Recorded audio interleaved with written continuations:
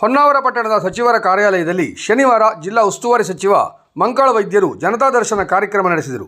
ಜಿಲ್ಲೆಯ ವಿವಿಧೆಡೆಯಿಂದ ಬಂದ ಜನತೆಯ ಅಹವಾಲುಗಳನ್ನು ಸ್ವೀಕರಿಸಿದ ಸಚಿವರು ಸಂಬಂಧಪಟ್ಟ ಅಧಿಕಾರಿಗಳಿಗೆ ಫೋನಾಯಿಸಿ ಸಮಸ್ಯೆ ಪರಿಹರಿಸಲು ಆದೇಶ ಮಾಡಿದರು.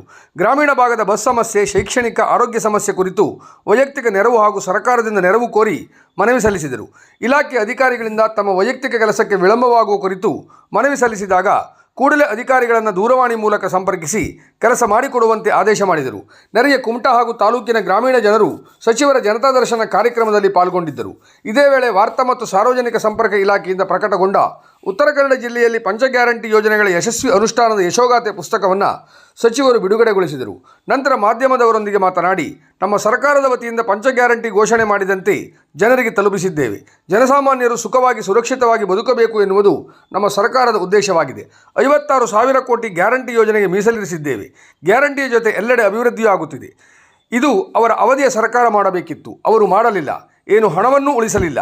ಬಿಜೆಪಿ ಅಧಿಕಾರದಲ್ಲಿರುವ ರಾಜ್ಯದಲ್ಲಿ ನಮ್ಮ ಗ್ಯಾರಂಟಿ ಯೋಜನೆಯ ಕಾಪಿ ಮಾಡುತ್ತಿದ್ದಾರೆ.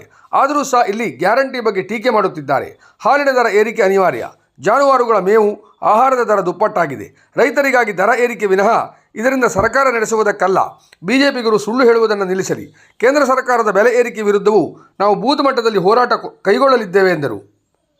10 ವರ್ಷದಲ್ಲಿ ಪೆಟ್ರೋಲ್, ಡೀಸೆಲ್ ದರ ಏರಿಸಿದವರು ಯಾರು ಎನ್ನುವುದು ಎಲ್ಲರಿಗೂ ತಿಳಿದಿದೆ. ಡಾಲರ್ ಬೆಲೆ 20 ರೂಪಾಯಿಗಳಿಗೆ ಇಳಿಕೆ ಆಗಲಿದೆ ಎಂದಿದ್ದರು. ಇದೀಗ 86 ರೂಪಾಯಿಯಲ್ಲಿದೆ. ಬಂಗಾರದ ಬೆಲೆ ಗಗನಕ್ಕೇರಿದೆ. ಬಡವರು ಬಂಗಾರವಿರಲಿ, ಬೆಳ್ಳಿಯನ್ನು ಸಹ ತೆಗೆದುಕೊಳ್ಳಲು ಕಷ್ಟ ಸಾಧ್ಯ. ಇದೆಲ್ಲ ಆಗಿದ್ದು ಮೋದಿ ಸರ್ಕಾರದಲ್ಲಿ. ಇದಕ್ಕೆಲ್ಲ ಅವರೇ ಹೊಣೆ. ನಮ್ಮ ಸರ್ಕಾರದ ಬಗ್ಗೆ ಟೀಕಿಸುವ ಬದಲು ಸುಮ್ಮನಿರಲಿ ಎಂದರು. ಈ ಸಂದರ್ಭದಲ್ಲಿ ಮಂಕಿ ಬ್ಲಾಕ್ ಅಧ್ಯಕ್ಷ ಗೋವಿಂದ್ ನಾಯ್ಕ್, ಮಾಜಿ ಜಿಲ್ಲಾ ಪಂಚಾಯತ್ ಸದಸ್ಯರಾದ ಕೃಷ್ಣಗೌಡ, ಪುಷ್ಪಾ ನಾಯ್ಕ್, ಗ್ಯಾರಂಟಿ ಯೋಜನೆ ಅನುಷ್ಠಾನ ಸಮಿತಿಯ ತಾಲೂಕು ಅಧ್ಯಕ್ಷ ಅಣ್ಣಪ್ಪ ನಾಯ್ಕ್, ವಾರ್ತಾ ಮತ್ತು ಸಾರ್ವಜನಿಕ ಸಂಪರ್ಕ ಇಲಾಖೆ ಉಪನಿರ್ದೇಶಕ ಶಿವಕುಮಾರ್ ಮುಂತಾದವರು ಉಪಸ್ಥಿತರಿದ್ದರು. ನಮ್ಮ ಕಾಂಗ್ರೆಸ್ ಪಕ್ಷದ ಪ್ರಣಾಳಿಕೆಯಲ್ಲಿ ಈ ರಾಜ್ಯದ ಸಾಮಾನ್ಯ ಜನತೆ, ಬಡವರಿಗೆ 5 ಗ್ಯಾರಂಟಿಯನ್ನು ನಾವು ಘೋಷಣೆ ಮಾಡಿದ್ದೀವಿ. ಹಲವಾರು ಗ್ಯಾರಂಟಿಯನ್ನು ಕೊಟ್ಟಿದ್ದೇವೆ, ಅದೆಲ್ಲ ಕಾರ್ಯರೂಪಕ್ಕೆ ಬರ್ತಾ ಇದೆ. ಅದರಲ್ಲಿ ಮುಖ್ಯವಾಗಿ 5 ಗ್ಯಾರಂಟಿಯನ್ನು ಘೋಷಣೆ ಮಾಡಿದ್ದೀವಿ. 5 ಗ್ಯಾರಂಟಿಯನ್ನು ನಾವು ಈ ರಾಜ್ಯದ ಜನತೆ, ಈ ಜಿಲ್ಲೆಯ ಜನತೆ, ಈ ಕ್ಷೇತ್ರದ ಜನತೆ ನಾವು ಆ ಸಂದರ್ಭದಲ್ಲಿ ಅವರಿಗೆ ನಾವು ಮುಗಿಸಿದ್ದೇವೆ. ಯಾವ ಕಾರಣಕ್ಕೂ 5 ಗ್ಯಾರಂಟಿ ಅನುಷ್ಠಾನ ಆಗಬೇಕು, ಸಾಮಾನ್ಯ ಜನಕ್ಕೆ ಮುಟ್ಟಬೇಕು. ಅವರ ನಮ್ಮ ಆಶಯದಂತೆ ಸಾಮಾನ್ಯ ಜನರು, ಬಡವರು ಸುರಕ್ಷಿತವಾಗಿ ಬದುಕಬೇಕು, ಬಾಳಬೇಕು ಅನ್ನುವಂಥ ಒಂದೇ ಒಂದು ಉದ್ದೇಶದಿಂದ ನಾವು ಈ ಗ್ಯಾರಂಟಿಯನ್ನು ಕೊಟ್ಟಿದ್ದೀವಿ. ಬಿ ಜೆ ಪಿಯವರು ಅದನ್ನು ಕೊಡಲಿಕ್ಕೆ ಸಾಧ್ಯ ಇಲ್ಲ, ಸರ್ಕಾರ ದಿವಾಳಿ ಆಗ್ತದೆ ಅಂತೇಳಿ ಹೇಳಿದ್ರು.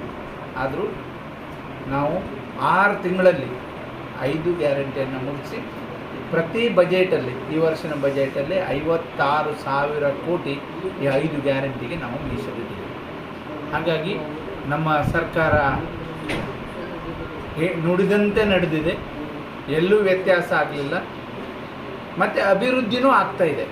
ಈ ಕೆಲವರು ಅಭಿವೃದ್ಧಿ ಮಾಡಲಿಕ್ಕೆ ಸಾಧ್ಯ ಇಲ್ಲ ಅಂತ ನಾವೀಗ ಅವ್ರ ಹತ್ರ ಕೇಳಬೇಕು. ಅಭಿವೃದ್ಧಿನೂ ಒಂದು ಕಡೆ ಮಾಡಿದ್ದೇವೆ. 56,000 ಕೋಟಿ ಸಾಮಾನ್ಯ ಜನಕ್ಕೆ ಮುಡಿಸಿದ್ದೇವೆ. ಈ 50,000 ಕೋಟಿ 5 ವರ್ಷ ಅವರು ಕೊಡಬೇಕಿತ್ತಲ್ಲ ಬಡವರಿಗೆ, ಅವರು ಕೊಡಲಿಲ್ಲ, ಸರ್ಕಾರದಲ್ಲೂ ಇಡಲಿಲ್ಲ. ಅದು ಎಲ್ಲಿ ಹೋಗಿದೆ ಅಂದರೆ ಅವರನ್ನು ಯೋಚನೆ ಮಾಡಬೇಕು, ಅಥವಾ ನಾವು ಅವರಿಗೆ ಮುಖ್ಯವಾಗಿ ಕೇಳ್ತಾ ಇದ್ದೇವೆ. ಇನ್ನೊಂದು, ನಮ್ಮ ಈ 5 ಗ್ಯಾರಂಟಿ ನಮ್ಮ ರಾಜ್ಯದ ಕರ್ನಾಟಕ ಸರ್ಕಾರ ಈ ರಾಜ್ಯದ ಕಾಪಿಯನ್ನು ಬೇರೆ ಬೇರೆ ರಾಜ್ಯದಲ್ಲಿ ಬಿ ಜೆ ಪಿಯವರೇ ಮಾಡ್ತಾಯಿದ್ದಾರೆ. ಒಂದು ಕಡೆ ದಿವಾಳಿ ಆಗ್ತದಂತಲೂ ಹೇಳ್ತಾರೆ, ಇನ್ನೊಂದು ಕಡೆ ಕೊಡ್ತಾ ಇದ್ದಾರೆ. ನಾವು ಇಡೀ ದೇಶದಲ್ಲಿ ಕೊಡಬೇಕು ಅಂತೇಳಿ ನಮ್ಮ ಆಸೆ, ನಾವು ಅವರಿಗೆ ಅಭಿನಂದಿಸ್ತೇವೆ. ಆದರೆ ಅವರು ಸುಳ್ಳು ಹೇಳೋದನ್ನು ಬಿಡಬೇಕು. ಸಾಮಾನ್ಯ ಜನರದ್ದು, ಬಡವರದ್ದು ಕೆಲಸ ಮಾಡೋದನ್ನು ಮುಂದಿನ ದಿನದಲ್ಲಿ ಮಾಡಬೇಕು ಅಂತೇಳಿ ಅವ್ರ ಹತ್ರ ವಿನಂತಿ ಮಾಡ್ತಾರೆ. ಸರ್, ಈಗ ಬೆಲೆ ಏರಿಕೆ ವಿರುದ್ಧ ಏನು ಹೋರಾಟ ಮಾಡ್ತಾರೆ ಬಿ ಜೆ ಪಿಯವರು? ಮಾಡಲೇಬೇಕು, ಏನು ಮಾಡೋದು, ಮಾಡದೇ ಇರಲಿಕ್ಕಾಗೋದಿಲ್ಲ. ಮೊನ್ನೆ ನಾವು ಬೆಂಗಳೂರಲ್ಲಿ ಫ್ರೀಡಮ್ ಪಾರ್ಕಲ್ಲಿ ಮಾಡಿದ್ದೇವೆ, ಈಗ ಜಿಲ್ಲೆ ಮಟ್ಟದಲ್ಲಿ ಮಾಡ್ತೇವೆ.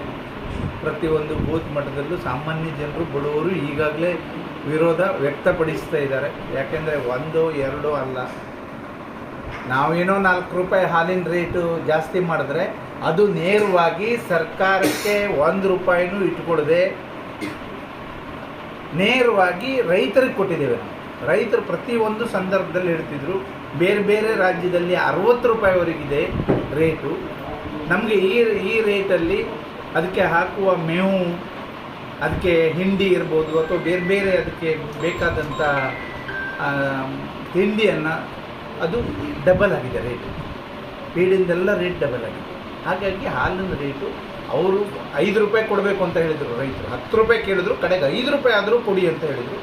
ನಾವು ಇಲ್ಲ, ನಮ್ಮ ಸರ್ಕಾರ ಬರ್ತದೆ, ನಿಮಗೆ ನಾವು ಸಹಾಯ ಮಾಡ್ತೇವೆ ಅಂದರೆ ನಾವು ಹೇಳಿದಂತೆ ಮಾಡಿದ್ದೇವೆ. ರೈತರಿಗೆ ಕೊಟ್ಟಿದ್ದೇವೆ, ಸರ್ಕಾರಕ್ಕಲ್ಲ, ಸರ್ಕಾರ ನಡೆಸೋಕ್ಕಲ್ಲ, 5 ಗ್ಯಾರಂಟಿಗೋಸ್ಕರ ಅಲ್ಲ. ನೇರವಾಗಿ ನಾವು ರೈತರಿಗೆ 4 ರೂಪಾಯಿ ದರ ಏರಿಸಲಿಕ್ಕೆ ಪರ್ಮಿಷನ್ ಕೊಟ್ಟಿದ್ದೇವೆ. ಆ ಹಣ ಸರ್ಕಾರಕ್ಕೆ ಬರೋದಿಲ್ಲ.